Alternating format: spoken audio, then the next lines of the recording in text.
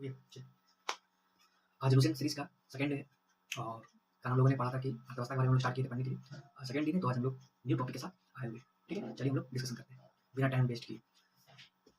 अगर हम अर्थव्यवस्था की बात करें तो अर्थव्यवस्था को चलाने के लिए मुख्यतः कौन कौन लोग यहाँ पे होते हैं, आखिर यहाँ पे कौन लोग होगा अर्थव्यवस्था चलाने के लिए? तो मुख्यतः यहाँ पे तीन लोग हैं जो किसी भी अर्थव्यवस्था कोई भी अर्थव्यवस्था हो वहाँ पे तीन लोग मिलकर काम कर रहे हैं। एक है प्राथमिक क्षेत्र, एक है द्वितीय क्षेत्र और एक है तृतीय क्षेत्र। ठीक है, मतलब कि प्राथमिक क्षेत्र क्या है? प्राथमिक क्षेत्र वो क्षेत्र है, वो जगह है जहाँ पे कच्ची चीजें का उत्पादन हो रहा है, कच्चा चीज का उत्पादन हो रहा है। कच्चा चीज खाने का मतलब कि जैसे हम लोग कृषि करते हैं तो जब खेती करते हैं तो हर एक चीज उगता है, खेत में उगता है, सब क्या है? उगा रहे हैं, क्या कर रहे हैं? खेती कर रहे हैं।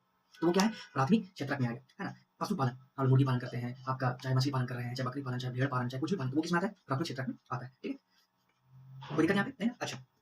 अच्छा, प्राथमिक क्षेत्र में जो काम कर रहे लोग होते हैं उसको कहा जाता है रेड कॉलर जॉब। क्या कहते हैं? रेड कॉलर जॉब कहते हैं, इसको ध्यान रखना है। ठीक है, आते हैं द्वितीय क्षेत्र। देखिए द्वितीय क्षेत्र जो होता है ना, द्वितीय क्षेत्र में क्या होता है कि लोग फैक्ट्री में काम करते हैं। कहाँ काम करते हैं? फैक्ट्री, मतलब फैक्ट्री के लोग, फैक्ट्री का लोग, यानी फैक्ट्री में क्या हो रहा है? तो सामान का निर्माण हो रहा है, वहाँ लोहा बन रहा है, इस्पात बन रहा है, pen, copy, bike, mobile, light, है ना, मार्कर, टी शर्ट, शर्ट, ये सब वहाँ पे बन रहा है। तो जहाँ पे बन रहा है, जहाँ मैन्युफैक्चरिंग हो रहा है, वो क्या कहलाता है? द्वितीय क्षेत्र कहलाता है। ठीक है, अच्छा, द्वितीय क्षेत्र यानी जो फैक्ट्री में काम कर रहे लोग होते हैं उनको कहा जाता है व्हाइट कॉलर जॉब। क्या कहा जाता है? व्हाइट कॉलर जॉब कहा जाता है ऐसा नहीं। और जो वहाँ पे लेबर होते हैं, जो वहाँ पे लेबर की तरह कार्य कर रहे होते हैं, उनको कहा जाता है ब्लू कॉलर जॉब। क्या कहा जाता है? ब्लू कॉलर जॉब कहा जाता है। आते हैं तृतीय क्षेत्र। तृतीय क्षेत्र का मतलब होता है कि जो सर्विस प्रोवाइड कर रहा है, सर्विस प्रोवाइड करने का मतलब कि जैसे कहने का मतलब कि जो प्राथमिक क्षेत्र है और द्वितीय क्षेत्र है, ये दोनों के बीच में इंटरलिंक कर रहा है। जैसे जैसे मान लेते हैं अगर हम जैसे ट्रांसपोर्टेशन है, तो ट्रांसपोर्टेशन क्या कर रहा है कि सर्विस प्रोवाइड कर रहा है कि प्राथमिक क्षेत्र से उठा करके सामान द्वितीय क्षेत्र तक पहुंचा रहा है। तो तुम्हारा क्या है?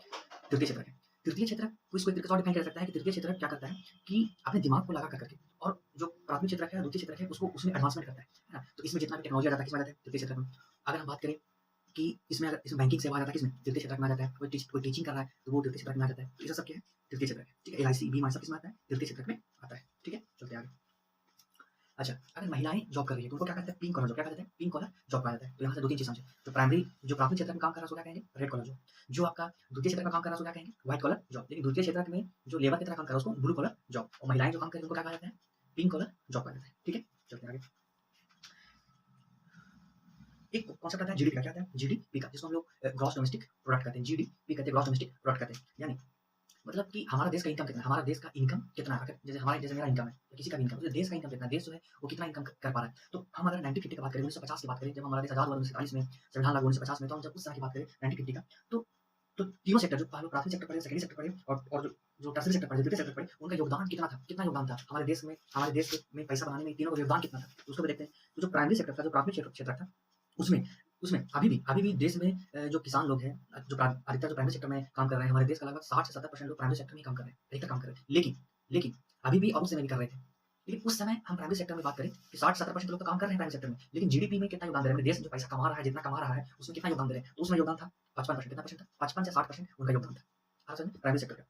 और सेकेंडरी का कितना था? तो मात्र था 14%। और टर्सरी कितना था? तो 30% था, लगभग 30% था, ऐसा में। यानी सबसे ज्यादा प्राइमरी सेक्टर का था और सबसे कम तुम्हारा था सेकेंडरी सेक्टर का, यानी इंडस्ट्री, ये सब सेक्टर का, द्वितीय सेक्टर का था, बहुत कम था, है ना। और जो तृतीय सेक्टर था उसमें 30% कितना था? 30%। लेकिन अभी की बात करें 2024-2025 का, 2026 का अगर हम डेटा का अगर हम बात करें, इसमें कितना मतलब जीडीपी में योगदान है इन तीनों क्षेत्र का, तो ध्यान से सुनिएगा।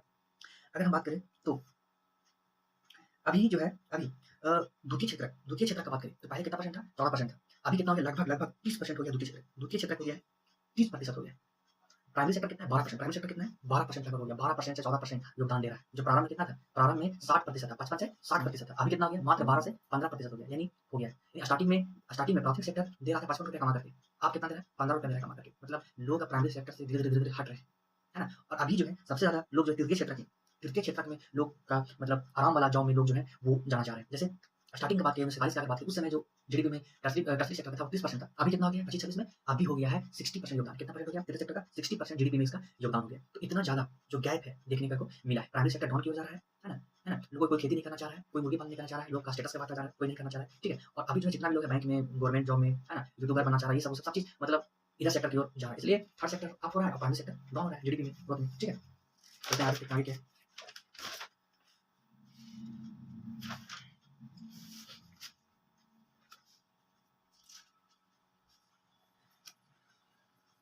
अगर हम जीडीपी का अगर हम बात करते हैं, ग्रॉस डोमेस्टिक प्रोडक्ट का अगर हम लोग बात करते हैं, तो सबसे ज़्यादा किस देश का? सबसे ज़्यादा तो यूएसए का। कितना है? यूएसए का सबसे ज़्यादा है, ठीक है, लगभग $30 ट्रिलियन है। $30 ट्रिलियन वहाँ मैंने यूएसए कितना पैसा कमाता है, तो $30 ट्रिलियन वो देश कमाता है। चीन की बात करें तो चीन जो है लगभग $20 ट्रिलियन कमाता है।